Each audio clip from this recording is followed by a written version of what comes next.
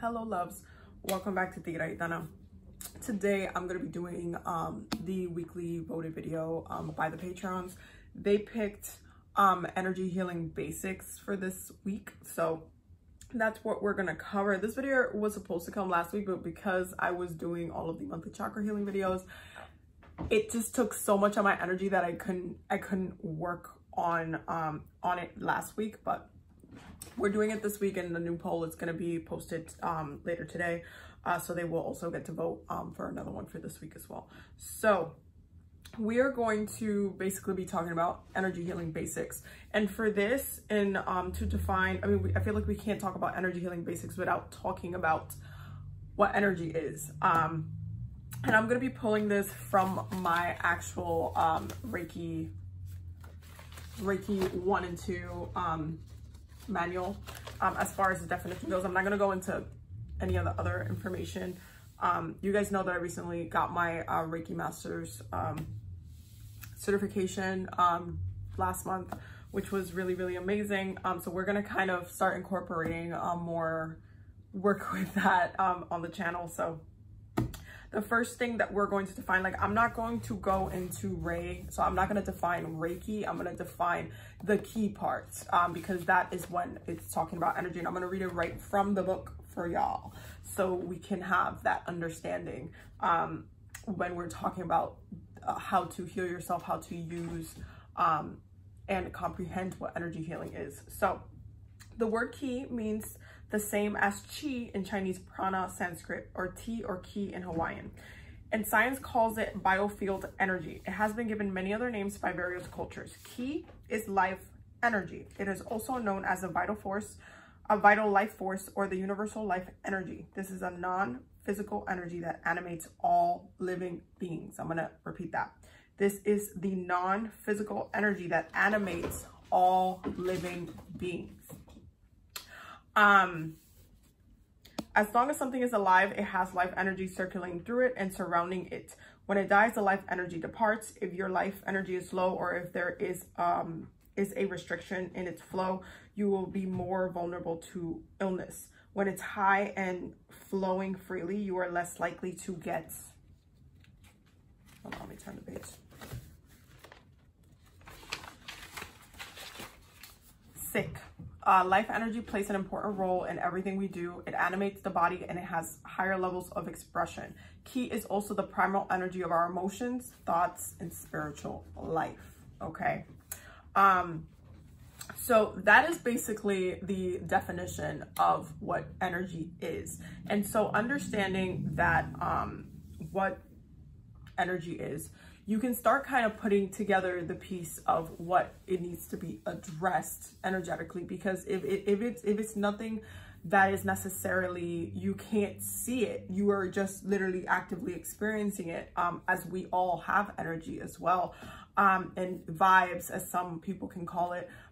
You do then have to kind of go hand in hand in processing how to, when you're looking at how to heal with energy, you have to kind of get yourself out of any type of mental restrictions, because energy, while it is something that you can't see, depending on, you know, how well developed your clairs are, while it is something that you can necessarily see, you can still do a lot of work with, even though you can't necessarily see it.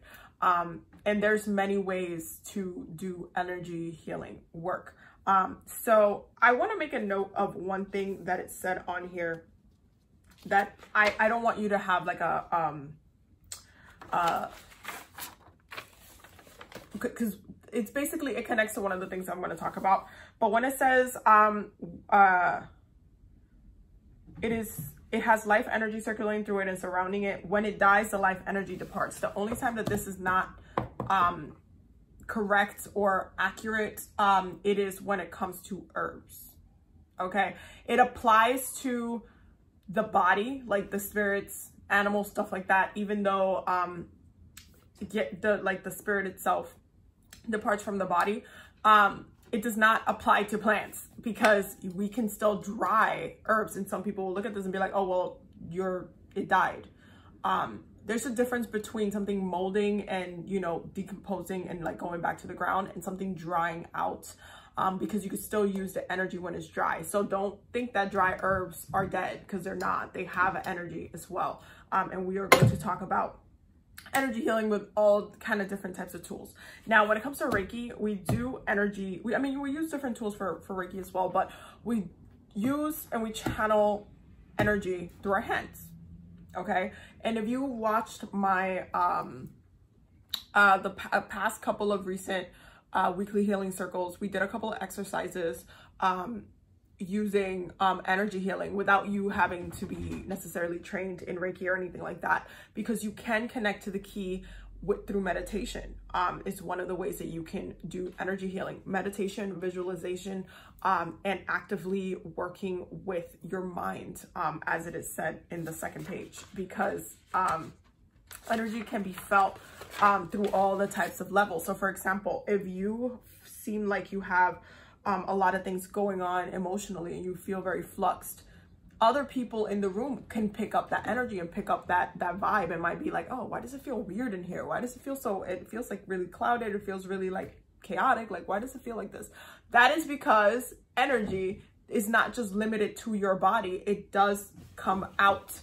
It does kind of extend out into your space.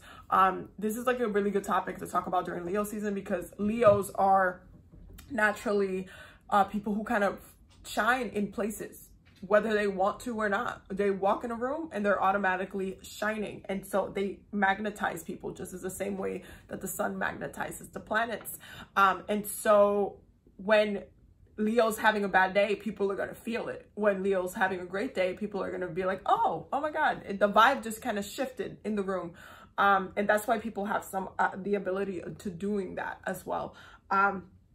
When you have like a really bad spiritual practice, your energy is definitely 100% affected to that. And when you have a really bad spiritual practice, you tend to have a lot more physical health issues, because your energy is not being addressed as well. So you have to make sure that you understand that when it comes to energy, it's not very much the physical body, even though the physical body can have repercussions from you not working on your energetic body. But at the same time, we're trying to focus on the energetic body, because once you focus on the energetic body, it has a positive, it basically translates into the physical body as well, because you can feel the shift in your physical body from your energetic body. I hope that makes sense.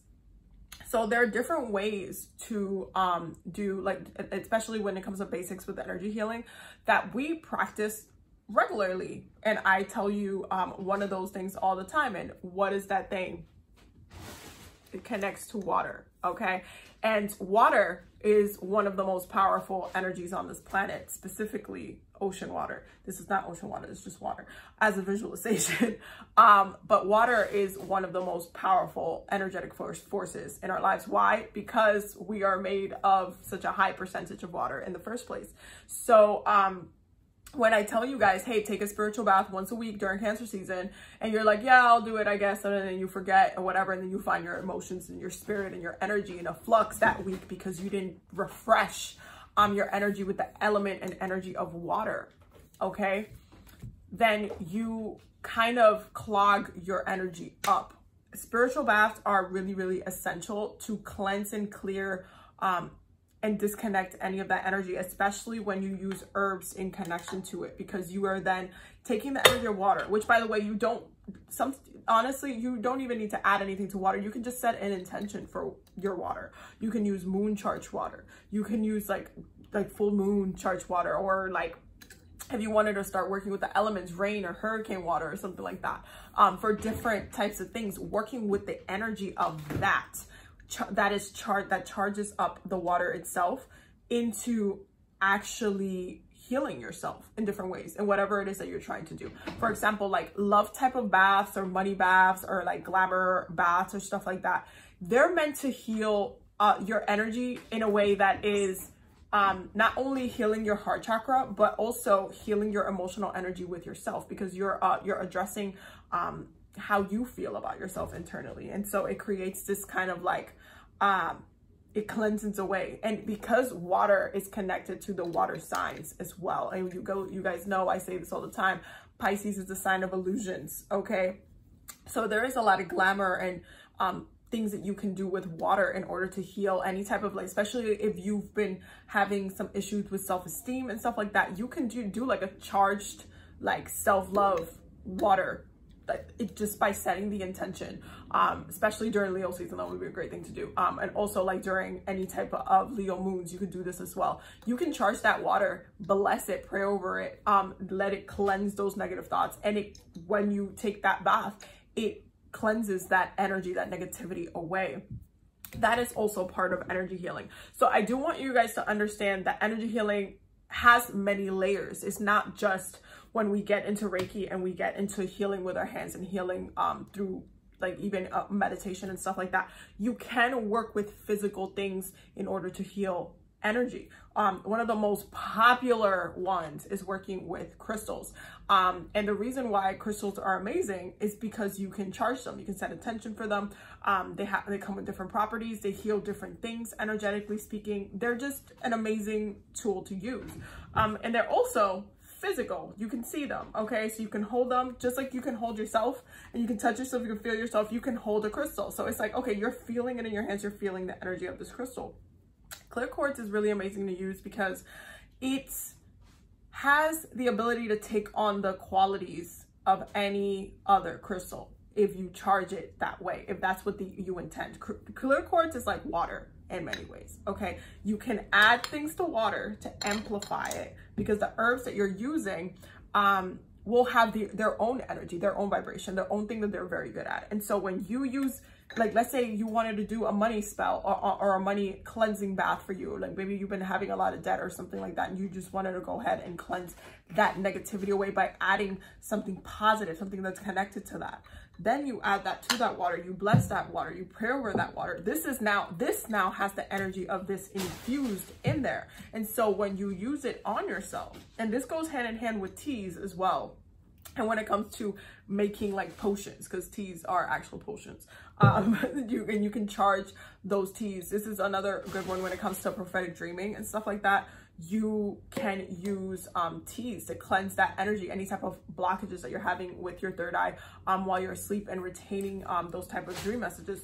That's something that you can also do. So don't limit yourself to thinking that energy healing is just like this mystical thing that nobody understands or that you don't understand. It has its complexities when it comes to Reiki because we are channeling and using our hands to be basically charged with divine light and channeling divine light in order to heal, which is an amazing process. But there's other ways to heal your energy without Reiki, and this is why we're doing the basics, because you have to understand the basics in order to understand that level of energy healing with your hands, like using yourself as the vessel, not another physical object, but yourself as the vessel, not any other tool, but yourself as the vessel to be healing energy, okay? And that's where the powerful energy healing comes from. So I hope that this makes sense for you guys as, like, the basic video. I just wanted, and even, before I kind of sign off, I did want to mention, you can also do this with, like, seashells in the ocean. If you're at the beach and you grab a seashell, you can actually use that energy to connect to ocean energy, and also Yamaya energy. And you can use this in baths and use it interchangeably, as you can use it as a crystal as well, not only to ground you, but also to bring that emotional healing. You can set intentions for things like this. You can also do it with rocks. Okay, rocks that you find at a park, or you went hiking or something, you do them with rocks as well. Rocks are really good at cleansing root chakra energy and keeping you grounded as well. So there's different ways that you can use the energy of something. One of my favorite ways is to hold a cinnamon stick, especially if I'm about to do anything financial or anything like that. I will kind of hold a cinnamon stick on my hands for like 5 minutes, and I'll just be praying and just taking in that vibration from cinnamon. Cinnamon is one of my favorite spices to use, my favorite herbs to use. It's just an amazing herb. But you have to understand that when it comes to the basics, your intention matters with energy healing, because once you intend for something to heal you, so if you're placing this crystal on your heart to amplify and heal your heart energy, you just told that crystal what it needs to do. And even just placing it on your chest and just relaxing and letting it do its thing, it's also very healing and does start to circulate and move that energy around. One of the other ways, obviously, to do energy healing is through meditation. And I know you guys saw the golden egg meditation that I have been doing with you guys in the past couple of weekly healing circles, which is one of my favorite ones. It's really basic, but it's really, really amazing just to do like quick, easy meditation work and healing work and energy healing. Because once you come out of it, you're using that visualization to actually heal yourself without necessarily being your vessel and saying, hey, I am going to use my hands. I have the ability to use my hands to heal. There's some people that know that have Reiki poured through them without having to get attuned. That happens 100%.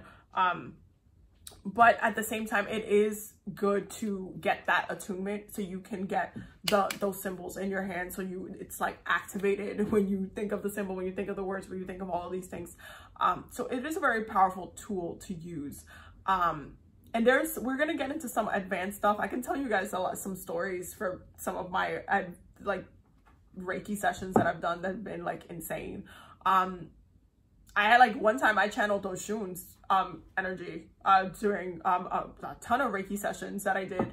And it was because we did a ritual before, but I'm going to save that for a whole another story, but another video.